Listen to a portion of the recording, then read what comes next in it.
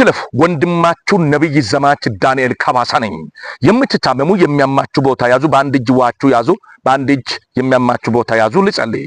ሁሉ የምትችል ዘላለም አምላክ እግዚአብሔር ቅዱስ ምድር ዳርቻ ፈጣሪ ስግደት ውዳሴ ክብር ላንተ ይሁን። በዚህ ሰዓትና ደቂቃ በእምነት እጆቻቸው ሳይተቹ ሳይቀልዱ እግዚአብሔርን ለሚይዙ ውሃ ለሚጠጡ ፈጽሞ ፈውስ ይምጣላችሁ። ፈጽሞ እረፍት ሰጪ ሰላም ሰጪ ይምጣላችሁ። ከካንሰር በሽታ ከሱካር በሽታ ዶክተሮች ስም ሰጥቶ የሚያንከራትታቸው ከሰው በታች ያደረጋቸው በሽታ ለቆ እንዲሄድ በአብ በወልድ በመንፈስ ቅዱስ በአንድ አምላክ ስም ጸለይኩኝ።